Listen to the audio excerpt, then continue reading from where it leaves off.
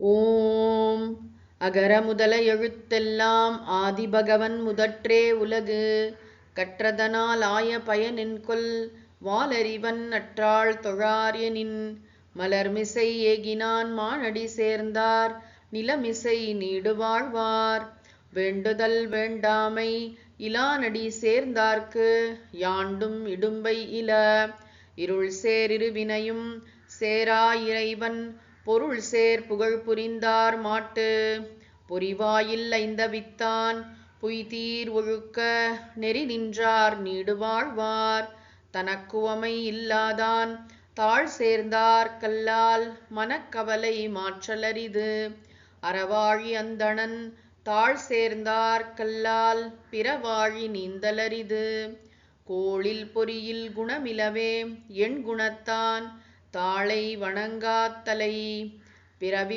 பெரும் கடல் நீந்துவர் நீந்தார் இறைவனடி சேராதார்.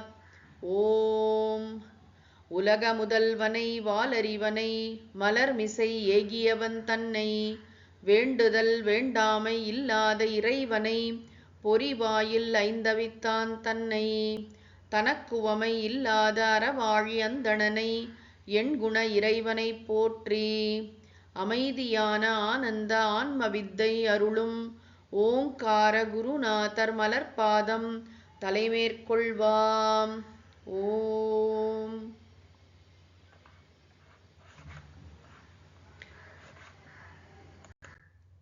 அனைவருக்கும் வணக்கம். திருக்குறள் பொருட்பால் தெரிந்து வினையாடல் என்ற அதிகாரத்தை பார்க்க தொடங்குகிறோம். இதற்கு முன்னாடி தெரிந்து தெளிதல் என்று சொன்னார். எப்படி ஒருவரை தேர்ந்தெடுக்க வேண்டும், ஒரு வேலைக்கு தேர்ந்தெடுக்கிறோம், ஒரு குறிப்பிட்ட ப்ராஜெக்ட்ல ஒருத்தங்களை போடுறோம்னா அவங்கள்ட்ட என்னெல்லாம் விஷயங்களை நம்ம கவனிக்கணும் அப்படிங்கிற விஷயம் இதற்கு முந்தைய அதிகாரத்தில் சொல்லப்பட்டது. எந்த பகுதியில இந்த அதிகாரங்கள் வருகின்றன என்பதை கவனிக்க வேண்டும். அது அரசியல். அரசியல் என்று சொன்னால் தலைவன், ஒரு லீடருக்கு இருக்க வேண்டிய பண்புகள். இது எல்லாமே கல்வி, அந்த இதுல இருந்து தொடங்கி கல்லாமையும் கல்வியின் பெருமையை தான் சொன்னார். பிறகு கேள்வி, அப்புறம் அறிவுடைமை, பெரியாரை துணை கோடல், குற்றம் கடிதல், இப்படி வரிசையா நிறைய அதிகாரங்கள் நம்ம பார்த்தோம். வலி அறிதல், காலம் அறிதல், இடன் அறிதல், இப்படி நிறைய அதிகாரங்கள் இருந்தது. இதுல இப்போ நம்ம பார்க்கக்கூடிய அதிகாரம் தெரிந்து வினையாடல். இப்ப தேர்ந்தெடுத்துட்ட ஒருத்தங்கள்ட்ட தேர்ந்தெடுத்துட்டு அப்படியே விடுறது இல்லை. அரசன் தொடர்ந்து கண்காணிக்கணுமா, அவனை ப்ராப்பரா கைட் பண்ணணும். அந்த ப்ராசஸ் போது இதுக்கு முன்னாடி சொன்னது தேர்ந்தெடுக்கிறதுக்கு முன்னாடி. இப்போ தேர்ந்தெடுத்தாச்சு. தெரிந்து வினையாடல்னா அந்த தேர்ந்தெடுத்த பர்சனுக்கு எப்படியெல்லாம் அவனுக்கு கைடன்ஸ் கொடுக்கணும், அவனை முதல்ல எந்த மாதிரி வேலைகள்ல போடணும், அவன் அந்த விஷயம். அதாவது ஒவ்வொருத்தையும் ஒரு விதமான ஸ்கில் செட் இருக்குங்கிறத நம்ம மறக்கக்கூடாது. யாராக இருந்தாலும் சரி, ஒரு குறிப்பிட்ட வேலையை ஒருத்தவங்க ரொம்ப நல்லா செய்வாங்க, அதே வேலையை இன்னொருத்தவங்க ரொம்ப சொதப்பலா பண்ணுவாங்க. ஆனா அந்த சொதப்பலா பண்றவங்க வேற ஒரு வேலையை ரொம்ப நல்லா பண்ணுவாங்க. இது யாருக்கு எந்த வேலை வரும் அப்படிங்கிறது அது ரொம்ப ரொம்ப ஒரு விசித்திரமான விஷயம். இது சாஸ்திரங்கள்ல ரொம்ப அழகா ஒரு விஷயம் சொல்லுவாங்க. என்னன்னா, இதற்கு பேர் என்ன அப்படின்னா புருஷ தந்திரம். புருஷ தந்திரம் அப்படின்னா, இப்போ ஒரு செயல் இருக்கு அப்படின்னா அந்த செயலை ஒரு குறிப்பிட்ட செயல் ஏதோ ஒண்ணு, ஒரு சின்ன விஷயம்தான், ஒரு துணி துவைக்கிற வேலைன்னு வச்சுப்போமே, அது கூட நான் ஒரு மாதிரி செய்வேன், இன்னொருத்தர் இன்னொரு மாதிரி செய்வாங்க, இன்னொருத்தங்க இன்னொரு மாதிரி செய்வாங்க. ஒரே மாதிரி செய்வோமான கிடையாது. ஏன்னா நம்ம ஒவ்வொருத்தரும் வேற வேற. கர்த்தானா என்ன, நான் யாரு வேலை செயல் புரிபவன், அந்த பர்சன் சுதந்திரக, ரொம்ப அந்த ஒரு இண்டிபெண்டன்ஸ், அதாவது ஒரு நம்மால தனியாக இயங்க முடிவதால் ஒரே வேலையை நம்ம ஒவ்வொருத்தரும் ஒரு மாதிரி செய்வோம். மிஷின்னா பார்த்தீங்கன்னா ஒரே மாதிரி பண்ணும். இப்போ காய் வெட்டுறது அடங்கு எந்த வேலை, நீங்க சின்ன வேலையோ பெரிய வேலையோ எதை எடுத்துக்கிட்டாலும் ஒவ்வொருத்தரும் ஒரு மாதிரி செய்யறோம். கரெக்ட் தானே? ஆக இந்த விஷயம்லாம் இந்த அதிகாரத்துல நன்றாக அதை திருவள்ளுவர் ஒரு குறள்லயே சொல்றாரு. நீ என்னதான் ஆராய்ச்சி பண்ணி ஒரு ஆளை தேர்ந்தெடுத்தாலும் அவனுக்கு எப்படி தோணுதோ அப்படிதான் அவன் காரியம் பண்ணுவான். அது கரெக்ட் தான், நம்மளே பார்க்கிறோம். அதனாலதான் எல்லாத்துலயுமே வெரைட்டி. இந்த பிரபஞ்சத்தோடைய ஒரு அழகே என்னன்னா, இப்போ ஒரு பிஎட் காலேஜ்லயே பாக்குறீங்க, ஒரு 100 பேர் ஒரே மாதிரி ஒரே சப்ஜெக்ட் படிச்சிருக்காங்க, அப்புறம் பிஎட்டும் ஒரே மாதிரி பண்ணியிருக்காங்க, ஒரே மாதிரி டீச்சரா இருப்பாங்கன்னு இல்லை. ஒவ்வொருத்தரோட பேஷன் வேற, ஒவ்வொருத்தரோட எக்ஸ்பிரஷன் வேற, ஒவ்வொருத்தருடைய அந்த இன்வால்மெண்ட்டுங்கிறது மாறும். ஒவ்வொருத்தர் குழந்தைங்களை ஹேண்டில் பண்ற முறைகள் மாறும். எத்தனையோ விஷயங்கள் இருக்கு. No two people. நம்ம வீட்டிலேயே குழந்தைங்க ஒவ்வொருத்தரும் ஒரு மாதிரி இருப்பாங்க. எல்லாரும் ஒரே மாதிரியா இருக்கு. ட்வின்ஸ்லயே மாற்றம் இருக்கும். ஒவ்வொருத்தரும் ஒரு மாதிரி இருப்பாங்க. இது வந்து பல விஷயங்கள் உள்ளடக்கியது. நம்ம செயல் புரியிறோம் அப்படின்னு சொன்னா சும்மா அப்படி தட்டுனா செயல் புரியிற மாதிரி இல்ல. ஒரு விஷயத்த வந்து சில பேர் நிதானமா செயல் புரிவாங்க, சில பேர் பரபரப்பா செயல் புரிவாங்க, சில பேர் வந்து ஒரு சின்ன விஷயத்தையே வந்து நிதானம் இல்லை, ரொம்ப நிதானமா ஒரு ஒரு நாள்ல முடிய வேண்டிய பேலையே ஒரு வாரம் இழுத்து அப்படிதான் வரும். அது அவங்களோட குற்றம் இல்லை, அவங்களுக்கு பழக்கமே அப்படித்தான். அப்படிதான் அவங்க பழகியிருப்பாங்க. இந்த மல்டி டாஸ்கிங்லாம் சொல்றோம் பாத்தீங்களா, பெண்களுக்கு அனாயாசமாக மல்டி டாஸ்கிங் வருது. ஏன்னா அவங்களோட இதுவே அப்படி இருக்கு. குழந்தையும் வளர்த்தாகணும், வீட்டையும் பார்த்தாகணும், ஆஃபீஸ்க்கும் போயாகணும், இப்படி 10 கை இருக்கிற மாதிரி எல்லா வேலையும் அனாயாசமா செஞ்சிடுறாங்க. ஆண்களுக்கு வேற விதமான ஸ்கில் செட் இருக்கு. அவங்க ரொம்ப அருமையா நிறைய காரியங்கள் ரொம்ப ஃபோக்கஸ்டா பண்ணுவாங்க. நான் ஆணா பெண்ணா யாரு வசதி அந்த இதுக்கெல்லாம் போகல. ஆனா ஆண்களை காட்டிலும் பெண்களுக்கு மல்டி டாஸ்கிங் இயல்பாக வருகிறது. மல்டி டாஸ்கிங்லேயே நிறைய ப்ராப்ளம் இருக்கு. அதில் ஃபோக்கஸ் இருக்காது. குறிப்பிட்ட ஒரு வேலையை நன்றாக செய்ய முடியும். இப்போ வந்து 2 பேரும் வேற வேற விதமான திங்கிங் பேட்டர்ன்ஸ். இப்போ கணவன் மனைவியின் வீட்டில் எடுத்தாலே 2 பேரும் செய்கின்ற செயல்முறைகள் வேறுபடுகின்றன. இந்த விஷயத்தை நம்ம புரிஞ்சுக்கணும், அவ்வளவுதான். புரிந்து கொண்டு அப்போ வந்து நம்ம என்னன்னா இதெல்லாம் இந்த திருக்குறள் பொருட்பாலோ எல்லாத்தையும் படிக்க படிக்க ரொம்ப ஆழமா வாழ்க்கையை பற்றின சில புரிதல்கள் நமக்கு என்ன புரிதல்னா, உலகம் இப்படிதான் இருக்கும், அதாவது கம்ப்ளைண்ட் ஃப்ரீ ஆயிடும். யாரை பத்தியும் குறை கூறுகின்ற அந்த மனப்பான்மையிலேருந்து நம்மளையும் அறியாமல் விடுபட்டுருவோம். அவங்க அவங்க அப்படி பண்ணிட்டாங்க இப்படி பண்ணிட்டாங்க அப்படின்னு குறை சொல்லிட்டே இருக்கிறத விட்டுட்டு அவங்களுக்கு வந்து அந்த வேலை சில சமயம் ஒர்க் ஆகாது, வேற ஒரு வேலை ரொம்ப சூப்பரா ஒர்க் ஆகும். அது என்னதுன்னு கண்டுபிடிச்சு அதுல அவங்கள எம்ப்ளாய் பண்றது இது ரொம்ப முக்கியம். இப்போ பாத்தீங்கன்னா ஒரு கம்பெனில ஒரு சிலர் பாத்தீங்கன்னா அப்பாயிண்ட் ஆன நாள்ல இருந்து ரிட்டையர் ஆகிற வரைக்கும் அப்படியே ஓட்டிட்டு இருப்பாங்க. ஏன்னா அவங்களுக்கு அதுல ஒரு சிங்க் இருக்கும், அவங்களுக்கு வேலை பிடிப்படும். சில பேர் சாய்ஸ்லெஸ்ஸா இருப்பாங்க, அதை பத்தி நான் பேசலன்னா. பொதுவா சில பேர் பாத்தீங்கன்னா அதை பத்தி பேச்சே இருக்காது, இதுதான் அப்படின்ற ஒரு ஒன் பாயிண்டட் ஃபோக்கஸோட பண்ணுவாங்க. சில பேர் பாத்தீங்கன்னா 3 மாசத்துக்கு ஒரு கம்பெனி மாறிக்கிட்டே இருப்பாங்க. அது மைண்ட் இது மட்டும் இல்ல, அவங்க வந்து ரொம்ப அவங்களுக்கு ரொம்ப எதிர்பார்ப்புகள் அதிகமா இருக்கு, அவங்களுக்கு மனசு அப்படி மட்டும் இல்ல, அவங்களுக்கு அந்த வேலை வந்து அப்படி இருக்கும். அவங்களால வந்து அந்த இடத்துல அவங்களால ஒரு லீஷரை ஒரு ஹார்மனியை பார்க்க முடியாது. நிறைய பேர் எஸ்கேபிஸ்ட்னால அப்படி பண்ணுவாங்க. இன்னைக்கு என்ன சுவாமிஜி எப்பயும் சொல்லுவாங்க, அதாவது எல்லாம் எனக்கு வந்து என்ஜாய் பண்றதுக்கு எல்லாம் வேணும், ஆனா நான் வேலை செய்ய மாட்டேன். மைண்ட் செட்டே வந்து நிறைய பேருக்கு என்ன அப்படின்னா, எவ்வளோ லீவு, எவ்வளோ இது பர்க்ஸ் கிடைக்கும், எவ்வளோ போனஸ் கிடைக்கும், இல்லை நான் எவ்வளோ சிறப்பாக வேலை பண்ணலாம் அப்படிங்கிறதுல ஃபோக்கஸ் இருக்காது. அந்த போக்தா அந்த என்ஜாய்மெண்ட் மோடுக்கு நம்ம போயிடுவோம். கர்த்தால, அதாவது நான் எப்படி நல்லா செயல் புரியணும் அப்படிங்கிறதுல நம்ம எவ்வளோ தூரம் ஃபோக்கஸ் பண்ணுறோம். கிருஷ்ணர் கீதையில சாத்விக கர்த்தா அப்படின்னே சொல்றாரு. அவர் எப்படிலாம் இருப்பார், எப்படிலாம் செயல் புரிவார் அப்படி. அதாவது சில பேர் வந்து வீட்டிலே பார்க்குறோம், ஒரு சில குழந்தைங்க சொல்லாமே டக்கு டக்குன்னு எல்லாம் எடுத்து பண்றதுங்க, பொறுப்பு எடுத்து செய்யறாங்க. சில குழந்தைங்க எவ்வளவு சொன்னாலும் செய்யாமையும் இருக்காங்க, இதையும் பாக்குறோம். ஆபீஸ்லயும் அதனாலதான் மேனேஜரா இருக்கிறது கஷ்டம்னு முன்னாடியே ஒரு இதுல பார்த்தோம். ஒருத்தங்கள்ட்ட ஒரு பொறுப்பை கொடுத்து அந்த பொறுப்புல அந்த வேலையை நல்லபடியா செஞ்சு வாங்கறதுக்குள்ள அந்த ஒரு கஷ்டம் இருக்கு பாருங்க. அது அரசன் வந்து மந்திரிகள்ல இருந்து ஆரம்பிச்சு அத்தனை பேரையும் அவன் நியமிச்சிருக்கான். அவன்கிட்ட வேலை பார்க்குற ஒற்றர்கள் அத்தனை பேர் எவ்வளவோ வந்து பலவிதமான கேடர்ல இருப்பாங்க இல்லையா, அவங்க அத்தனை பேர்கிட்டையும் அரசனுக்கு வந்து அரசனுக்கு அவங்க ரிப்போர்ட் பண்றாங்க, நேரடியாவோ மறைமுகமாவோ அரசனுக்கு ரிப்போர்ட் பண்றாங்க. அப்ப அவங்கவுங்க செயல்களை கரெக்டா பண்றதுக்கு அவங்கள தேர்ந்தெடுக்கிறது மட்டும் போதாது, அவங்கள ப்ராப்பரா கண்காணிக்கிறது, கண்டினியூஸ் மானிட்டரிங், அவங்க எப்படி வந்து செயல் புரியுறாங்க. அதுல இருந்து இன்னும் அதை வச்சு கொஞ்ச நாள்ல நமக்கு தெரியுது இல்லையா, அதாவது அவங்க இந்த வேலைக்கு வந்து பொருத்தமானவங்களா இல்லையா. இன்னும் சில பேருக்கு ட்ரைனிங் தேவைப்படும். அதனால பார்த்தீங்கன்னா எல்லா கம்பெனிலையும் போனோன்னு என்ன இந்த வேலை பாருன்னு கொடுக்குறாங்க, முதல்ல ட்ரைனிங், கேடி நாலேஜ் டிரான்ஸ்ஃபருங்கிறாங்க, ட்ரைனிங் கொடுக்குறாங்க, ட்ரைனிங்க்கு அப்புறம் தான் வேலை. ஆக அந்த ட்ரைனிங் பீரியட்னு ஒன்று இருக்கு. அதுலேயே வந்து ஒவ்வொருத்தவங்களுடைய இது வெளிப்படும். ஒருத்தவங்களோட சில பேர் பார்த்தீங்கன்னா ரொம்ப ஆர்வமா ரொம்ப ஓனப் பண்ணி ரொம்ப ஆசையோட வந்து எல்லாத்தையும் எடுத்து போட்டுட்டு இயல்பாவே செய்வாங்க. அப்படி வீட்டு வேலையா இருக்கட்டும், அலுவலக வேலையா இருக்கட்டும், செயல் பண்றதுலேயே ஒரு சந்தோஷம் இருக்கும், செயல் புரிவதே ஒரு ஆனந்தம். அப்படி நினைச்சு ஆசையா செயல் புரியுவாங்க. சில பேர் வந்து எந்த வேலை வந்தாலும் எப்படி அதை இன்னொருத்தவங்கள்ட்ட மாத்தி விடலாம், எப்படி அந்த வேலையிலேருந்து எஸ்கேப் ஆகலாம் அப்படிங்கிற மோட்ல வேலை செய்யறவங்களும் இருப்பாங்க. எல்லா ஆஃபீஸ்லயும் ரொம்ப பொறுப்போடு வேலை செய்கின்ற வெகு சிலரும், அப்புறம் வந்து எப்படிலாம் தட்டி கழிக்கலாம் அப்படின்னு யோசிக்கிற பலரும், இப்படிலாம் பொறுப்பே இல்லாம அங்கங்க இது பண்ணி அப்புறம் கடைசியில் அது பண்ண முடியாததுக்கு 1008 காரணம் சொல்லி எல்லா ஃபீல்ட்லயும் ஐடி வரைக்கும். இப்ப ஏஐ வருது அப்படின்னு நிறைய பேருக்கு பதறுது. ஏன்னா ஏஐ பல பேரோட வேலை வாய்ப்பை வந்து பறிக்க போகுதுன்னு சொல்லிட்டு இருக்காங்க வந்து. அது ஒரு பக்கம் இருக்க, நம்ம வேலை செய்யும் பொழுது வந்து எப்படி செல்ஃப் மோட்டிவேட்டடா வேலை செய்யறோம், அந்த தர்ம நியாயத்துக்கு பயந்து, கடவுளுக்கு பயந்துனா என்ன, ஒரு நம்ம கடமையை சரியா செய்யணுங்கிற பொறுப்புணர்வோடு செய்யறது அப்படிங்கிறது ஒரு பக்கம். இன்னொன்று, அந்த செயலை சிறப்பாக எப்படி செய்வது, அதுக்கு நான் என்ன எப்படி எக்யூப் பண்ணிக்கிறது, அது ஒண்ணு யோசிக்கணும். சில சமயம் நமக்கு சில விஷயங்கள்லாம் புரியப்படாம இருக்கும். ஒரு 2-3 மாசத்துல புரியப்படும். அதுக்கான பொறுமை, அதற்கான கற்றுக்கொள்கின்ற ஆர்வம், இடையறாத ஆர்வம், இதெல்லாம் வேணும். எல்லாருக்கும் எல்லாம் தெரிஞ்சிடாது. ஆனா போக போக வேலையை கத்துக்கிறதுன்னு ஒண்ணு இருக்கு பாத்தீங்களா, அந்த விஷயங்கள்லாம் ரொம்ப இம்பார்ட்டன்ட்.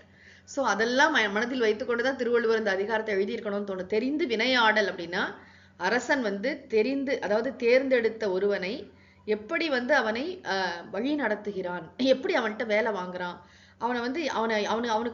அவனை எந்த விதமாக இவன் வழி நடத்துகிறான், முக்கியமா அதான் விஷயம். நம்ம குறட்பாக்குள்ள போலாம். நன்மையும் தீமையும் நாடி நலம் புரிந்த தன்மையான் ஆளப்படும். நன்மையும் தீமையும் நாடி நலம் புரிந்த தன்மையான் ஆளப்படும். ஒரு வேலையை கொடுத்தா முதல்ல அந்த வேலையை வாங்குறவன் என்ன செய்யணுமா, அதுல என்னெல்லாம் நல்லது கெட்டது இருக்குன்னு ஆராய்ச்சி பண்ணணும். சரி, அவர் சொல்லிட்டார் அப்படின்னு அப்படி செய்யறதுங்கிறது ஒண்ணு. அதாவது இம்ப்ளிசிட்லி ஒபேல கூட இப்போ ஒரு அரசரே சொன்னாலும், ஒரு வேலை சொன்னாலும் அதுல என்னெல்லாம் நல்லது என்னெல்லாம் கெடுதல், அதாவது அரசருக்கு எது நல்லது அப்படி பார்க்கணுமா. உரையாசிரியர்கள் ரொம்ப குறிப்பா சொல்றாங்க. இது அந்த செயல் நல்லபடியா நடக்குதா அது ஒரு விஷயம், அரசருக்கு இது லாங் டேர்ம்ல அரசருக்கு இது நல்லதா, மக்களுக்கெல்லாம் நல்லதா, அரசன் எவ்வழி மக்கள் அவ்வழி. அதனால இதுல என்னெல்லாம் நன்மைகள், ஒரு வேலையை அரசர் எனக்கு கொடுத்திருக்கார், அந்த வேலை அதுல என்னெல்லாம் நன்மை தீமைகள் இருக்கின்றன அப்படிங்கறத ஆராய்ச்சி செய்து பார்த்து, அதுல இருக்கிற தீமைகள் எல்லாம் எப்படி ஹேண்டில் பண்ணலாங்கிறத யோசிச்சு, தீமைகளை குறைத்து, தீமைகள் நடக்காத வண்ணம் பார்த்து, நலம் புரிந்த தன்மையான், அது நல்லதே விளையும்படி செய்பவன் இருக்கேன்ல, அவன் தான் நலம் புரிந்த தன்மையான் ஆளப்படும். அப்படிப்பட்ட ஒருவனை அரசன் ஆள வேண்டும்னா கைட் பண்ணணும். அரசன் எப்படிப்பட்ட ஆளை தனக்கு பக்கத்துல வச்சிருக்கணுமா, அரசன் சொல்றார் அப்படின்னு செய்யறது மட்டும். அதனாலதான் மந்திரி எல்லாம் பாத்தீங்கன்னா அந்த காலத்துல மந்திராலோசனைங்கிறது அவ்வளவு முக்கியமான விஷயம். மந்திரியும் மந்திரி ஆலோசனை சொல்றார், இல்ல அரசர் சொன்னா கூட இல்ல இப்படி வராது அப்படின்னு சொல்ற லிபர்ட்டி அவங்களுக்கு இருந்திருக்கு. அரசரும் அதை கேட்பவராக இருந்திருக்கிறார், சும்மா ஒண்ணும் கிடையாது. அரசரும் அதை செவிமடுத்து கேட்டிருக்கார். பின்னாடி பார்க்க போறோம், செங்கோன்மை கொடுங்கோன்மை வெறும் செய்யாமையில வரப்போகிறது. பொதுவா அரசர்கள் ஒருத்தங்க சொன்னாங்கன்னா கேட்கறாங்க, ஒரு குழந்தை சொன்னா கூட கேட்கறாங்க, என்ன அப்படிங்கறது பாக்குறாங்க. ஆக நாடி நலம் புரிந்த தன்மையான், ஒரு வேலையை ரிசீவிங் எண்ட்ல இருக்கு, அதாவது இந்த வேலை யாருக்கு கொடுக்கப்பட்டிருக்கோ, யாருக்கு டெலிகேட் பண்ணப்பட்டிருக்கோ, இப்ப எனக்கு இந்த ப்ராஜெக்ட் வந்திருக்கு அப்படின்னா, இந்த ப்ராஜெக்ட் நான் செய்யணும், இதை நீ செய்யணும்ப்பா அப்படின்னு அரசன் கொடுக்குறான் அப்படின்னு சொன்னா, அது இவனுக்கு சுய புத்தியால இவன் யோசிச்சு பார்க்கணும். அறிவுடைமை சொன்னார் இல்லையா, அந்த வேலை செய்யறவனும் இதுல என்னெல்லாம் நல்லது, ராஜா சொல்றாரு இப்படி இது நடக்குமா நடக்காதா, இதுல இருக்க தீமைகள்லாம் எப்படி குறைக்கிறது, இதனால மக்களுக்கோ அரசருக்கோ தீமை வராத வண்ணம் எப்படி இந்த ப்ராஜெக்டை செஞ்சு முடிக்கிறது, நல்ல விஷயத்தையே சொதப்பலா செய்யறதெல்லாம் இருக்கு இல்லையா. இப்ப ரொம்ப நல்ல விஷயம், நல்ல நோக்கத்துலதான் ஆரம்பிச்சிருப்பாங்க, கடைசியில பாத்தீங்கன்னா அது நிறைய பேருக்கு கஷ்டத்தை கொடுத்துருக்கோம். எத்தனையோ நடக்குதா இல்லையா அது மாதிரி. இப்போ ஒரு தேரோட்டமோ இல்ல ஏதாவது பெரிய ஃபங்க்ஷன் நடத்தும் போது யாரும் கஷ்டப்படணும்னு நினைச்சு நடத்துறது இல்ல. ஆனா அந்த தேரோட்டம் நடக்கும்போது ஒரு அசம்பாவிதம் ஏன் நடக்குது அப்படின்னு நெரிசல்னா, அப்ப அந்த நெரிசலை எப்படி ஹேண்டில் பண்றது, நெரிசல் வரும்னு தெரியும், நெரிசல் எப்படி ஹேண்டில், ஒரு தேர் திருவிழாலே சொல்றேன் நான், நெரிசலை ஹேண்டில் பண்றதுக்கு அங்க எப்படிலாம் மக்களை வழி மாற்றி எப்படி விடணும், போலீஸ் இருக்காங்களா, ஆம்புலன்ஸ் இருக்காங்களா, ஃபயர் சர்வீஸ் இருக்கா, அந்த எல்லா முன்னெச்சரிக்கை நடவடிக்கைகளும் சரியா இருக்கா, இதான் தீமையை விளக்குறது. தீமை வரும் என்ற எதிர்பார்த்து என்னெல்லாம் தீமைகள் அவளுக்கு நன்மையே நடக்கிற மாதிரி செஞ்சு நலம் புரிந்த தன்மையான் ஆளப்படும். அப்படிப்பட்ட ஒருவனை அரசன் தேர்ந்தெடுத்து அவனுக்கு நல்லபடியா அவனுக்கு பயிற்சி கொடுத்து அவனை செயலில் ஈடுபடும்படி செய்ய வேண்டும் அப்படின்னு கருத்து. ஆக நம்ம பண்ற எல்லா செயல்லையுமே நல்லதும் இருக்கும் கெட்டதும் இருக்கும், அதை ஆராய்ச்சி பண்ண தெரியணும் நமக்கு. இப்ப உலகமே என்னன்னா எல்லாத்துலயும் பாத்தீங்கன்னா நல்லது கெட்டது எல்லாம் சேர்ந்தே இருக்கும், அப்படியே பியூரா நல்லது. படைப்பே அப்படிதான், படைப்பு 3 குணங்கள், மாயையின் 3 குணங்கள்னால வந்திருக்கு இல்லையா, அதனால அது ஏற்றத்தாழ்வுகள்லாம் இருக்கும். அதுல அது நம்ம தான் கவனமா ஜாக்கிரதையா முடிந்த அளவு நம்மளால நடக்கிறதெல்லாம் தவிர்க்க முடியாது, கம்ப்ளீட்டா தடுக்க முடியாது, ஆனால் தவிர்க்க முடியும். அந்த அறிவை பயன்படுத்தி நிறைய நல்லது நடக்கிற மாதிரி. இப்போ ஏன் இந்த அதிகாரம் ரொம்ப முக்கியம் அப்படின்னா, இன்னைக்கு கூட பாத்தீங்கன்னா ஒரு அமைச்சர் லெவல்ல இருக்கிறவங்க நல்லா தான் திட்டம் போடுவாங்க, நல்ல பட்ஜெட் பணம் எல்லாமே இருக்கும், அது மத்திய அரசா இருக்கட்டும் என்னவா இருக்கட்டும். ஆனாலும் அது கடைசி அந்த பர்சனை ஏன் போய் சேர்றது இல்லை அப்படின்னா, நடுவுல நிறைய பிரச்சனை இருக்கு பாத்தீங்களா. அப்ப நடுவுல இருக்கிறவங்களெல்லாம் வந்து எப்படி வந்து அந்த அந்த அந்த என்ன நோக்கத்திற்காக அது ஆரம்பிக்கப்பட்டதோ அது நிறைவேறுவதற்கு பணம் இருக்கிறது. ஆனால் அதை நிறைவேற்றுவதற்குரிய மனிதர்கள் சரியானபடி இல்லை. இப்ப ஸ்வச்ச பாரத் அப்படின்னு ஒரு திட்டம் தொடங்கினாங்க. அது பார்த்தீங்கன்னா எவ்வளோ ஆரம்பத்துல ரொம்ப ஆக்டிவா இருந்த மாதிரி இருந்தது. அது படிச்சு பார்த்தீங்கன்னா ஒரு ஃபியூ கிலோமீட்டர்ஸ்க்கு ஒரு தடவை டாய்லெட்ஸ் இருக்கும், இப்படி இருக்கும், அப்படி இருக்கும். ஏன் அது நடக்கல அப்படின்னா அங்க இருந்த அதிகாரிகள் எத்தனையோ, அதாவது அவங்களுக்கு வந்து சரியான கைடன்ஸ் அது அது வந்து ஒரு ஒரு லேயர்லயும் இருக்கணும். மேல இருக்கிறவங்க மட்டும் சிந்திச்சா போதாது. அடுத்த லெவலுக்கும் அந்த பவர்ஸ், அந்த நாலேஜ், அதோட முக்கியத்துவம். அதனாலதான் எல்லா கம்பெனிலையும் பார்த்தீங்கன்னா விஷன் மிஷன் வச்சிருக்கு. விஷன்னா என்ன நோக்கம், நம்ம கம்பெனியோட பர்பஸ் என்ன, அப்புறம் மிஷன் அதை எப்படி செய்ய போறோம். நீங்க பாருங்க, விஷன் மிஷன் இல்லாம எந்த இதுவுமே இருக்காது. ஸ்கூல்ஸ் முதற்கொண்டு எல்லா இன்ஸ்டிடியூஷனுக்கும் மோட்டோ உண்டு, விஷன் மிஷன். முதல்ல அதை சொல்லி ஆகணும். நான் இப்ப புதுசா ஒரு கம்பெனி தொடங்க போறேன்னா அது சொல்லி என்னோட விஷன் என்னன்னு. இப்ப அரசனோட ஒரே விஷன் என்னன்னு, மக்கள் நல்லா இருக்கணும், எப்படியாவது மக்களுக்கு சேவை பண்ணணும், அதுதான் அரசனோட வேலை. அதுக்கு என்ன வழிகள்னா நல்லபடியா அதுல வந்து தீமைகள் எல்லாம் விலக்கி நல்ல வழியில அதை வந்து செய்யணும். நல்லபடியா அரசனுக்கும் நல்ல பேர் வரணும், மக்களுக்கும் கஷ்டம் எல்லாம் வரக்கூடாது, மக்களுக்கும் நன்மையே விளைகின்ற வண்ணம் அந்த செயலை செய்து முடிக்க வேண்டும். இந்த நோக்கம் இருக்கணும். சுவாமிஜி எப்பயுமே சொல்வார், அவருடைய நோக்கம் வந்து அனைவருக்கும் அமைதியான ஆனந்தம். அதுதான் ஒரே நோக்கம், அனைவருக்கும் அமைதியான ஆனந்தம், மோட்சம். அதுக்குதான் அப்படி பேர் வச்சிருந்தார். அதற்கு என்ன மிஷன் அப்படி, அது விஷன். விஷன் என்ன அப்படின்னா, அதற்காக தான் கீதை படிக்கிறோம், திருக்குறள் படிக்கிறோம், நிறைய நல்ல காரியங்கள் பண்றோம்.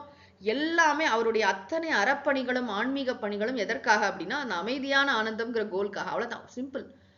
ரொம்ப ரொம்ப தெளிவு. அது ஆரம்பத்திலேருந்து அப்படியே வச்சிருக்காரு. அது வந்து அதே மாதிரி ஒரு அரசனுக்கும் இருக்கும். அந்த அரசன் வந்து அவன் என்ன, அதாவது அந்த அரசன் எந்த ஒரு சீரியஸா அந்த விஷயத்தை நினைக்கிறானோ, எப்படிலாம் வந்து திட்டமிடுறதுங்கிறது ஒண்ணு, அதாவது பிளானிங்கிறது ஒண்ணு, எக்ஸிகியூஷன்ங்கிறது அதை விட கஷ்டம். எக்ஸிகியூஷன் வந்து அரசனே பண்ண முடியாது, அடுத்தடுத்த லெவல்ல இருக்கிறவங்க தானே பண்றாங்க. அப்ப அவங்களுக்கு இந்த விஷயம் சரியாக புரியப்பட வேண்டும். நிறைய இடத்துல பாத்தீங்கன்னா இன்ஃபர்மேஷனே சரியா சொல்ல மாட்டாங்க. இது வந்திருக்கு, இதை பண்ண, இதோட முக்கியத்துவம் என்ன, இது பண்ணா என்னெல்லாம் நல்லது, இதெல்லாம் சொல்லணும். வந்து கவர்மெண்ட் ஆபீசஸ்லாம் எப்படி நடக்குது நமக்கு தெரியாது. ஒரு விஷயம் வந்து சொல்றாங்க இது மக்களுக்கு நல்லது, வந்து எந்த கட்சி இதுக்குள்ளேயே நம்ம போக வேண்டாம், மக்களுக்கு நல்லதா, மக்களுக்கு இதனால என்ன பிரயோஜனம், பெரும்பான்மை மக்களுக்கு என்ன, அதை பார்த்து பார்த்து பார்த்து நம்ம வந்து செயல்கள்ல வந்து பெரும்பான்மைனா நிறைய மக்களுக்கு, நிறைய பேருக்கு இதனால மெஜாரிட்டி மக்களுக்கு இது வந்து பிரயோஜனம் அப்படின்னு யோசிச்சு நம்ம செயல் பண்ணணும். அப்ப செயல்ல இறங்கும்போது ஒருத்தருக்கு வந்து பொறுப்பு கொடுக்கும் பொழுது அவங்களுக்கு வந்து ஒரு இதை கொடுக்கு, நீதான்ப்பா பண்ணணும், இதை நீதான் செய்யணும் பாரு, உன் கையில இவ்வளவு பெரிய பொறுப்பு இருக்கு அப்படின்னு அதை டெலிகேட் பண்றது, ப்ராப்பரா அவங்களை உற்சாகப்படுத்துறத சொல்றது. அதனால அந்த ஆர்மி எல்லாம் பாத்தீங்கன்னா அப்பப்போ கரெக்டா அதை வந்து அந்த இதை வந்து உற்சாகம் குறையாம இருக்கிறதுக்கு பயிற்சிகள்லாம் வச்சிருப்பாங்க வந்து. இல்லாட்டி நான் எதுக்கு செய்யணும் அப்படின்னு தோணிடக்கூடாது யாருக்குமே. ஆக அந்த அந்த அது வந்து ஒரு தலைவனுடைய கடமை. தலைவனோட கடமை என்ன அப்படின்னா, அவன்கிட்ட வேலை பார்க்கறவங்க எல்லாம் சரியா வெல் இன்ஃபார்ம்டா வச்சிருக்கணும். எல்லாருக்கும் எல்லா விஷயமும் நான் சரியா, அப்பதான் அவனால, அப்படிப்பட்டவனாலதான் இதுல என்னெல்லாம் சில சமயம் பெரிய லெவல்ல இருக்கிறவங்களுக்குள்ள ஏதாவது ஒண்ணு மனசுல வந்து மனித இயல்பு தானே, ஒரு விஷயத்தை அவங்க கவனிக்காம விட்டுருப்பாங்க. அது வந்து அடுத்த லெவல்ல இருக்கிற ஒருத்தனுக்கு ஐயோ இப்படி பண்ணா இந்த தப்பு வருமே அப்படின்னு தோணும். அவனுக்கு சொல்றதுக்கான துணிச்சல் இருக்கணும், ரொம்ப முக்கியமா சுதந்திரமும் இருக்கணும். அவன் அப்படிப்பட்டவன் தான் அதை சொல்லி அதுல இருக்க தீமைகள்லாம் விளக்கணும். இதெல்லாம் ஒரு கலெக்டிவ் ஒர்க், எல்லாரும் சேர்ந்து டீம் ஒர்க்கா பண்றோம். அரசன்னா அரசன் மட்டும் இல்ல, அரசன் மட்டும் என்ன, அரசனோட டீம் தான் வேலை பார்க்கறாங்க அங்க வந்து. அதுல எல்லாருக்கும் எல்லா விதமான இந்த அறிவெல்லாம் இருக்கணும். அப்படிப்பட்ட ஆளை வந்து அரசன் வழி நடத்த வேண்டும். ஆளப்படும்னா அரசனால் அவன் ஆளப்பட வேண்டும், வழி நடத்தப்படும். ஆள்றதுன்னா அவனை இது ரூல் பண்றான்னு அர்த்தம் இல்லை, வழி நடத்துறான்னு அர்த்தம். அரசன் அப்படிப்பட்ட ஒருவனை தான் தேர்ந்தெடுத்து தொடர்ந்து தன்னுடன் வைத்துக்கொண்டு வழி நடத்த வேண்டும் என்று அர்த்தம். அடுத்த குறள். வாரி பெருக்கி வளம்படுத்து உற்றவை ஆராய்வான் செய்கவினை. வாரி பெருக்கி வளம்படுத்து உற்றவை ஆராய்வான் செய்கவினை. வாரி பெருக்கி, வாரி பெருக்கினா செல்வம்லாம் நிறைய வேணும். இப்போ வந்து நம்ம நாட்டுல வந்து வளங்கள் அப்படின்னு சொன்னா எத்தனையோ வளங்கள் இருக்கு, இயற்கை வளங்கள் இருக்கு. அது மாதிரி பொருள் வளமும் வந்து கூடிக்கொண்டே போக வேண்டும். ஜிடிபின்னு சொல்றோம் இல்லையா, நிறைய அது வந்து இன்க்ரீஸ் ஆகணும். நிறைய நம்ம நாட்டுடைய வளர்ச்சி அப்படின்னு, அதாவது சுபிக்ஷம்னு ஒரு வார்த்தை இருக்கு இல்லையா, எல்லாருக்கும் எல்லாம் கிடைக்குது, ஒரு தன்னிறைவு பெறுதல். அது மட்டும் இல்ல, அது வளர்ந்து கொண்டே போகணும். ஏன்னா தேவைகள் பெருகி கொண்டே இருக்கு இல்லையா, அதனால வளர்ச்சியும் கூடிக்கொண்டே போகணும். அதுல வந்து திருப்தி அடையவே கூடாது. அந்த ஒட்டுமொத்த நாட்டின் வளர்ச்சி வாரி பெருக்கினா பெருக்கணும். அது வந்து என்னெல்லாம் இப்போ வந்து ரூம் போட்டு யோசிக்கணும்னு சொல்றாங்கல்ல, அந்த அமைச்சர்கள்லாம் வந்து தனக்கு எப்படி சொத்து சேர்க்கறதுங்கிறத யோசிக்க கூடாது. நாட்டுடைய சொத்தை வந்து எப்படி, நாட்டுடைய செல்வத்தை எப்படி பெருக்குவது, செல்வ வளத்தை பெருக்கிறதுக்கு என்ன பண்ணணும், முதலீடுகள்லாம் எப்படி வரணும், நம்ம நாட்டுல இன்னும் தொழில்கள்லாம் எப்படி விரிவுபடுத்தணும், என்னென்ன தேவை இருக்கு, என்னென்ன துறைகளை இன்னும் நன்றாக வந்து இது பண்ண முடியும், அப்படி யோசிக்கணும். அதான் வாரி பெருக்கி வளம்படுத்து, அதனால வளத்தை நன்றாக பெருகும்படி செய்து, அதாவது செல்வத்தை பெருக்கி வளங்களை பெருக்கி, உற்றவைனா நிறைய இடைஞ்சல் வருமா, ஏகப்பட்ட த்ரெட்ஸ்ன்னு சொல்றோம் இல்லையா, நிறைய பிரச்சனை வரும். இப்போ வந்து நம்ம சத்தீஸ்கர்ல எடுத்தா ஒரு ஸ்டேட்டுக்குமே பாத்தீங்கன்னா ஒரு விதமான பிரச்சனைகள் இருக்கும். அந்த பிரச்சனைகளை உற்றவை ஆராய்வான், அங்கங்கு ஏற்படக்கூடிய இடையூறுகளை ஆராய்வான்னா நன்றாக ஆராய்ச்சி செய்து பார்த்து அதெல்லாம் நீக்கி வினை செய்க. ஸோ எப்படி இவன் செயலாற்ற வேண்டும்னு சொல்றார் திருவள்ளுவர். இவன் வந்து என்ன பண்ணணும் அப்படின்னா, அதாவது அரசன் வந்து எப்படி இவனுக்கு வந்து கைட் பண்ணணுமா, அவனுக்கு மனசுல இந்த மாதிரி தன்னிடம் வேலை செய்யறவங்கள்ட்ட இப்படிப்பட்ட ஒரு ஸ்பிரிட்டை கொடுக்கணுமா. இது பாருப்பா, இப்படியே நின்றக்கூடாது, யாருமே அந்த பிளைண்ட் ஃபோல்டடா வேலை பார்க்க கூடாது, விஷன் இருக்கணும் கண்ணு முன்னாடி. இப்ப நம்ம என்ன பண்ணணும்னா, அடுத்த 5 வருஷத்துல நம்ம கம்பெனி எங்க நிக்க போகுது, அடுத்த 10 வருஷம் என்ன கோல் சொல்லிட்டு போனார்ல அப்துல் கலாம். 2040 இந்தியா வந்து இது வந்து இந்தியா வந்து சூப்பர் பவர் ஆகும்னு சொல்லிட்டு எல்லா பெரியவங்களும் அப்ப வந்து சொல்றாங்க. இவர் சுவாமி விவேகானந்தர் எழுதுறாரு, India will become more glorious than she was in the past. சுவாமி விவேகானந்தர். அப்ப அவங்களாம் அப்படி சொல்லியிருக்காங்கன்னா சும்மா ஏதோ இதுல சொல்லல, அவங்களுக்கு தெரிகிறது இது ஒரு வளர்ச்சி பாதையில போயிட்டு இருக்கு அப்படின்னு. ஆக ஒரு அரசன் எப்படி, ஒரு லீடர் எப்படி திங்க் பண்ணணும், செல்வங்களை எப்படி, நாட்டின் செல்வங்களை மக்கள்லாம் இன்னும் நல்லபடியா இருக்கிறதுக்கு என்ன பண்ணணும், அதாவது நல்லபடியா நான் சொல்லும்போது ஜாக்கிரதையா புரிஞ்சுக்கணும். எல்லாத்தையும் கொடுத்து பேரலைஸ் பண்றது ஒரு நல்ல விஷயம் கிடையாது. இப்ப வந்து நம்ம இதை பேசுறதுனால ஒரு அசைட் டாபிக் பேச வேண்டியிருக்கு. இப்ப எல்லா அரசியல் கட்சிகளும் என்ன பண்றாங்க அப்படின்னா, இலவசங்களை அப்படியே வாரி தெளிக்கிறாங்க. அது இந்தியா முழுக்க அது ஒரு வியாதி மாதிரி இருக்கு. இலவசங்களுக்கு மயங்குதல் அது ஒரு நல்ல போக்கா அப்படின்னா அப்படி அல்ல. நம்ம வந்து நம்மளை வந்து அது முடக்கி போடுகின்ற விஷயங்கள் அப்படி அல்ல. வளர்ச்சி என்பது வந்து நல்ல தொழில்துறை, நல்ல அவங்கவுங்க காலில் நிக்கிற மாதிரி. இது வந்து எவ்வளவு காலத்துக்கு இந்த ரிசர்வேஷன், எவ்வளவு காலத்துக்கு வந்து இந்த இலவசங்களை கொடுக்கறது, இந்த காசுக்கு நம்பியா வாழறது, அப்படியா வாழணும் ஒருத்தர் வந்து. அந்த பஸ் டிக்கெட்டோ ட்ரெயின் டிக்கெட்டோ ஃப்ளைட் எவ்வளவு நாள் என்னால அஃபோர்ட் பண்ண முடியும், நான் அதெல்லாம் ஏர்ன் பண்ணுவேன். அந்த ஃபேமிலியில வந்து ஒரு குடும்ப தலைவரும் குடும்ப தலைவியும் சம்பாதிக்கிறாங்க, அவங்க குடும்பத்தோட வளத்தை பெருக்கிறாங்கிறது அவங்களுக்கு உண்மையிலே சந்தோஷமா இருக்கும். இப்ப பாரு, ஒரு அரசாங்கத்தை நம்பி இவங்க கொடுக்குற 5000 10,000 இது ஃப்ரீயா கொடுக்குறாங்க, அதை வச்சா வாழ முடியும், அது வாழறது ஒரு நல்ல வாழ்க்கையா? அப்படி இல்லையே. அப்ப தனிப்பட்ட மனிதன் குடும்பத்தின் அந்த வளர்ச்சி இருக்கு பாத்தீங்களா, அதுதான் ஒட்டுமொத்த சமூகத்தின் வளர்ச்சி. நாட்டின் வளர்ச்சின்னு தனியா ஒண்ணு இல்ல, குடும்பங்கள் நல்ல செழிப்பா இருக்கணும், தனி மனிதன் குடும்பம் இதெல்லாம் வளர வளரதான் நாடு வளரும். அந்த லெவல்ல வந்து இந்த மனிதன் வந்து எப்படி அவனுடைய இப்ப வந்து பாத்தீங்கன்னா ஒரு 25 வருஷத்துலயே பயங்கரமான ஒரு மாற்றம் நம்ம பாக்குறோம். ஒரு அப்பா வந்து ரிட்டையர் ஆகும்போது, இந்த ஐடி பூம் வந்தப்போ எல்லாரும் அதை சொன்னாங்க, ஒரு அப்பா ரிட்டையர் ஆகும்போது வாங்கின கடைசி சம்பளத்தை ஒரு 20 வயசு பையன் முதல் சம்பளமா வாங்குறான். அப்பேற்பட்ட ஒரு ஷிஃப்ட் நீங்க பாத்தீங்கன்னா பினான்சியல் இதுல அப்படி நடந்தது ஐடி எல்லாம் வரும்போது. இப்ப நிறைய விஷயங்கள் மாறிட்டு இருக்கு. ஆனாலும் பொதுவா என்னன்னா, வாரி பெருக்கி ஒரு நாடுன்னு இருந்தா அந்த நாட்டுல செல்வங்கள் நிறைய வந்து பெருகணும், நல்ல வளம் இருக்கணும், நல்ல சுபிக்ஷம் இருக்கணும். உற்றவை ஆராய்வான் இடையூறுகள், உற்றவைகள் அவற்றை வந்து ஆராய்ந்து மட்டும் நீக்கி வினை செய்க, அப்படி அவன் செயல் புரிய வேண்டும். எப்படி தெரிந்து வினை ஆடல், இப்படிதான்ப்பா நீ செயல் புரியணும். வந்து உன்னோட ஃபோக்கஸ் முழுக்க இந்த நாட்டை இன்னும் எப்படி மேம்படுத்துறது, எப்படி சூப்பர் பவர் ஆக்குறதுன்னு யோசிக்கணும் ராத்திரியும் பகலும் நீ. அப்புறம் இங்க என்னெல்லாம் பிரச்சனைகள் வருதோ அதெல்லாம் அப்பப்ப நீக்கணும்.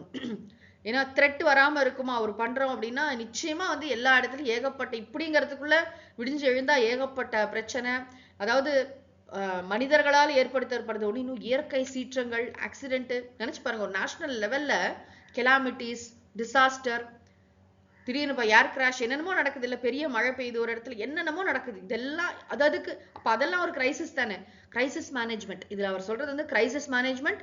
அப்புறம் ஃபர்ஸ்ட் என்னதுன்னா ரிசோர்சஸ் எப்படி ஸ்ட்ரெங்தன் பண்றது, எப்படி நிறைய செல்வ வளங்களை பெருக்குவது, அதுக்கப்புறம் இந்த வர பிரச்சனைகள்லாம் எப்படி சமாளிக்கிறது. ரெண்டும் இருக்கணும், 2 ஸ்ட்ரெங்த்தும் இருக்கணும். வந்து சும்மா வந்து நீ பாட ஓட்டினா போதும் அப்படின்னு நினைக்கிற சாமானிய மனநிலை அல்ல. லீடரோட மனசை பாருங்க. லீடர்னா எப்படி இருக்கணும், நம்ம கம்பெனி நம்மளை சுத்தி ஒரு 5000 பேர் வேலை செய்யறாங்கன்னா அந்த லீடர் எப்படி அந்த மாதிரி ஒரு நாட்டுடைய அரசன், ஒரு நாட்டுடைய தலைவன், அவர் வந்து எப்படி எல்லாரையும் மக்கள் அனைவரையும் வந்து நாடே ரொம்ப சுபிக்ஷமா மாறப்போகிறது. அப்படிப்பட்ட அரசர்கள் நம்ம நாட்டுல வாழ்ந்திருக்காங்க. நான் இன்னைக்கு காலையில கூட ஒரு வகுப்புல சொல்லிட்டு இருந்தேன். அதாவது செல்வ வளம் மிக்க நாடாக இந்தியா இருந்திருக்கிறது ஆயிரக்கணக்கான வருஷங்கள் முன்னாடியே.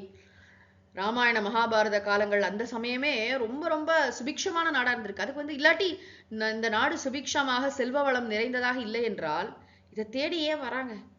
எதற்காக படையெடுப்புகள்? நீங்க அந்த கேள்வி மாத்திரம் யோசிச்சு பார்த்தீங்கன்னா, ஒரு நாட்டுக்கு 17 முறை அவன் வந்து படையெடுத்து வந்தான் அப்படின்னு சொல்றோம். சோம்நாத் கோவிலுக்கெல்லாம் அப்ப செல்வம் இருந்தனால தான் வந்தாங்க. சும்மா ஒண்ணு பிச்சைக்கார நாட்டுக்கு யார் போவா?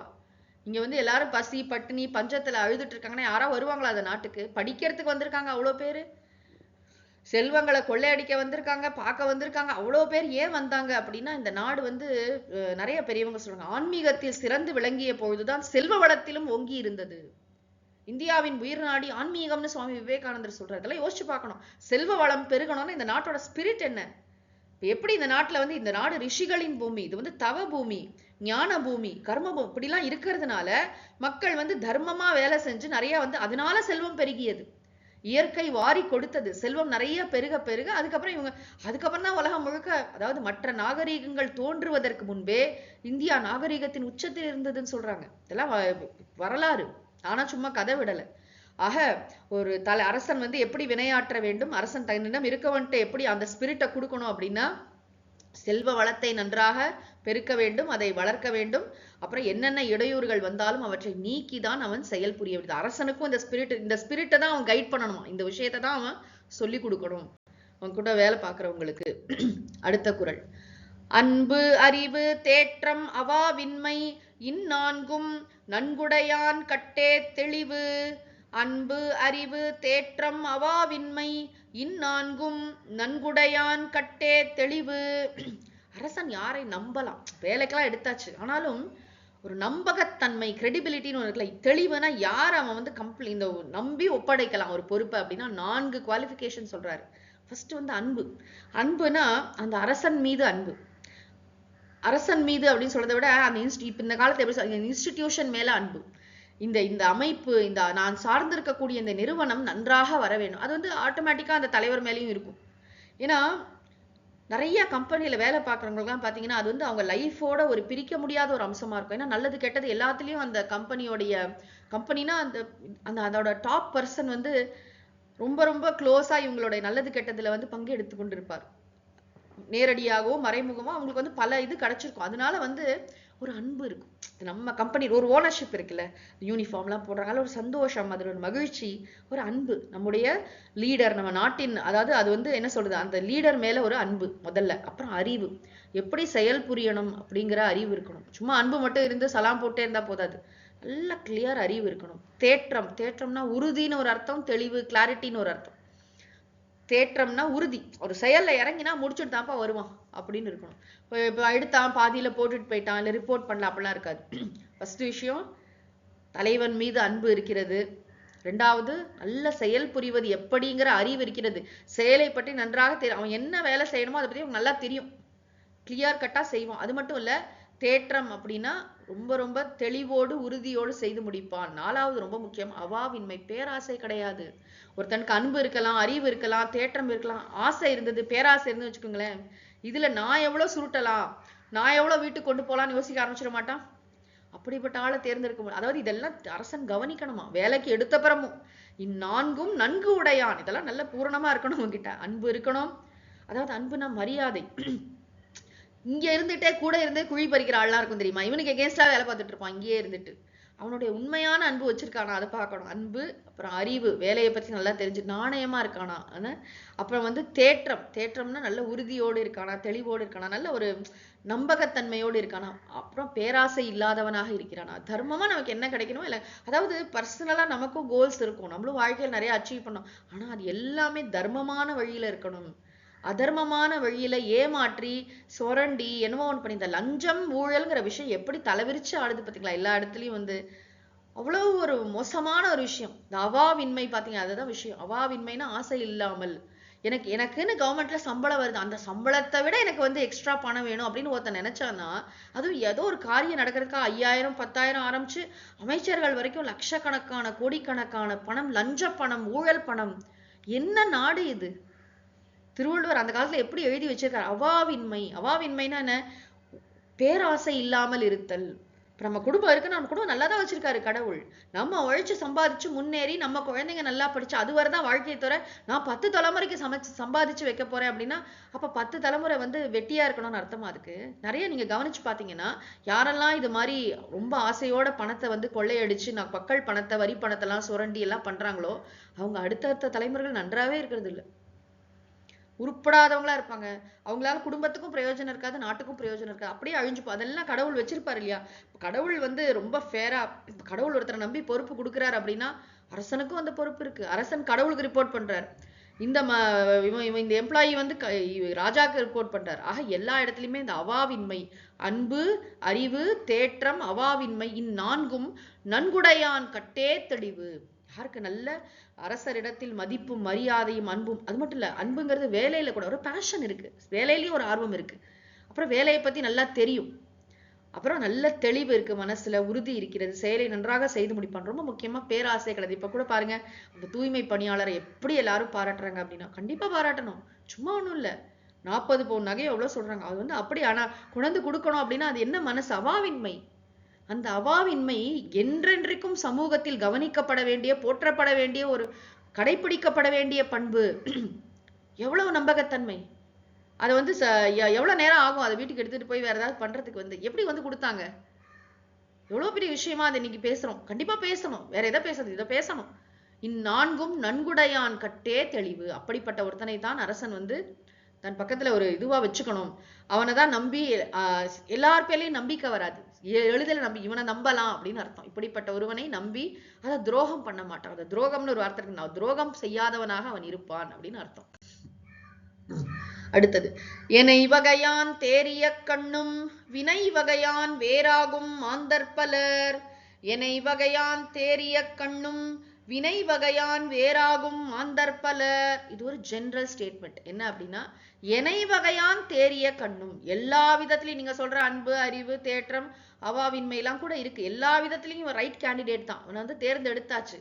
எனை வகையான் எல்லா வகையிலும் தேறிய கண்ணும், இவனை ஆராய்ச்சி செய்து எடுத்த பின்னரும் வினை வகையான் செயல் புரியும் பொழுது வேறாகும் மாந்தர் பலர். செயல் அதாவது செலக்ட் பண்ணும் போதெல்லாம் நல்லா தாங்க இருந்தாங்க, ஆனா வேலை செய்யும் போது பார்த்தா வேற மாதிரி இருக்காங்க அப்படின்னு சொல்றோம். அது ஒண்ணு. இன்னொன்னு, நான் ஆரம்பத்திலே சொன்ன மாதிரி ஒவ்வொரு மனிதருக்கும் செயல் புரிகின்ற தன்மை என்பது மாறுபடுகிறது தன்னளவில். நீங்க வந்து ஒரே காலேஜ் தான், 2 பேர் 2 கேண்டிடேட் வருவாங்க, 2 பேரும் கோல்டு மெடலிஸ்ட்பாங்க, 2 பேரும் எல்லாமே வந்து கிட்டத்தட்ட ஈக்குவலா இருக்கும். ஆனா வேலை கொடுத்து பாத்தீங்கன்னா வேற வேற மாதிரி செய்வாங்க. வினை வகையான் வேறாகும் மாந்தர் பலர். இந்த ஒரு விஷயத்தை நம்ம புரிஞ்சுக்கணும். எல்லாரும் ஒரே மாதிரி வேலை செய்ய மாட்டாங்க. நமக்கு வந்து என்னன்னா ஸ்டாண்டர்ட் செட் பண்ணிடுவோம். யாரோ ஒருத்தங்க செஞ்சிருப்பாங்க, அப்புறம் அவங்கள மாதிரி இல்லை, அவங்க அப்படி செய்வாங்க, அவங்க அப்படி செய்வாங்க, நான் இப்படிதான் செய்வேன். ஒண்ணு அதை விட பெட்டரா செய்வோம், இல்ல அதை விட கம்மியா செய்வோம். அவங்களுக்கு அது மாதிரியே செய்ய முடியாது. ஏன்னா நம்ம ஒவ்வொருத்தருடைய ஏகப்பட்ட விஷயங்கள் இருக்குது. இது வந்து ரொம்ப காம்ப்ளெக்ஸ். ஒவ்வொரு ஹியூமன் பீயிங்குமே காம்ப்ளெக்ஸ். அதனால நம்ம செயல் புரிகின்ற முறைகள் கண்டிப்பாக மாறுபடும். என் ரிசல்ட் தான் என்னன்னு பார்க்கறது, எப்படி செயல் புரியுறோம் அப்படின்னு பாத்தீங்கன்னா அது எல்லாமே அப்ரோச்சே வேறையா இருக்கும். ஒண்ணும் இல்லை, இப்ப அவங்கள்ட்ட போய் மணி என்னன்னு கேட்டுட்டு வா அப்படி சொல்லுங்க, 4 பேர் 4 விதமா போய் கேட்பாங்க. மணி என்ன அப்படிமா ஒருத்தன், சார் மணி என்ன சார் அப்படின்னு கேட்பான். இன்னொருத்தன் ஒரு சின்ன விஷயம், ஒரு கேட்கிற விஷயத்திலேயே ஒரு 4 பேரை நீங்க 4 பசங்களை அனுப்பி பாருங்க, 4 விதமா பண்ணும். வினை வகையான் வேறாகும் மாந்தர் பலர். General understanding. அதனால யாரையும் பத்தி ரொம்ப நொந்துக்காத, இந்த ஐடியல் விஷயத்தை தேடக்கூடாது. இந்த குறளுடைய சாரம் என்ன அப்படின்னா, எப்ப பாரு வாழ்க்கையில வந்து நம்ம வந்து பெர்ஃபெக்ட், அந்த பெர்ஃபெக்டா இருக்கிறதுன்னு ஒரு வியாதி இருக்கு பாத்தீங்க நிறைய பேருக்கு. அப்படிலாம் இருக்காது. வாழ்க்கையோ குடும்பமோ வீடோ இன்ஸ்டிடியூஷனோ நாடோ பெர்ஃபெக்டா இருக்க வாய்ப்பே கிடையாது. அந்த ஐடியல் சிஸ்டம்னு ஒண்ணு கிடையாது. கூட குறையதான் இருக்கும். இருக்கிறதுல எது பெஸ்ட், போன குறளே சொன்னார் இல்லையா, குணம் நாடி குற்றமும் நாடி அவற்றுள் மிகை நாடி மிக்க குழல். மனிதர்கள்ட்டையும் அப்படிதான், வேலையும் அப்படிதான். எதுவுமே 100% நம்ம எக்ஸ்பெக்ட் பண்ண மாதிரி அப்படி வராது. பெஸ்டா நடக்குதா அப்படின்னு பார்த்துட்டு போல. இந்த ஒரு சட்டில் டிஃபரன்ஸை நம்ம புரிஞ்சுக்கணும். யாரும் யாரையும் ரீப்ளேஸ் பண்ண முடியாது உலகத்துல, ஹானஸ்ட்லி ஸ்பீக்கிங். இப்ப கம்ப்யூட்டர் தான் எல்லா வேலையும் செய்யுதுன்னா இதை தட்டினா அது வந்துடும், அது வேற. ஆனா வேலை, அந்த வேலையை வந்து எப்படி செஞ்சு முடிக்கிறாங்க. இப்ப மனிதனோட இன்வால்மெண்ட்டே தேவையில்லைன்னா எதுக்கு இவங்க ஆஃபீஸ் போறாங்க. மனிதனோட இன்வால்மெண்ட் தேவைப்படுற இடங்கள் இருக்குல்ல, வந்து அது எந்த துறையாக இருந்தாலும் அந்த இடத்துல பாத்தீங்கன்னா ஒவ்வொருத்தரும் செயல் புரிகின்ற முறை வந்து மாறுபடும். அதனால அந்த விஷயத்தை நம்ம புரிஞ்சுக்கணும். எல்லாரும் ஒரே மாதிரி செயல் புரிய மாட்டாங்க, இந்த செயல்ல வந்து வித்தியாசம் இருக்கும் அப்படிங்கிற விஷயம். அடுத்தது, அறிந்தாற்றி செய்கிற்பார்க்கு அல்லால் வினைதான் சிறந்தான் என்று ஏவற்பாற்றன்று. அறிந்தாற்றி செய்கிற்பார்க்கு அல்லால் வினைதான் சிறந்தான் என்று ஏவற்பாற்றன்று. வினைதான் வினைதான்னா ஒருத்தன் நல்லா அவன் நல்ல அன்பு இருக்கு, அதாவது தொழில்ல நிறைய என்ன சொல்றது, ஒரு பிரியம், நல்லா செயல் புரியணும், அந்த செயலை நேசிப்பவனாகத்தான் என்ன செய்கிறானோ அந்த வேலையை நேசிப்பவனாக இருக்கிறான்.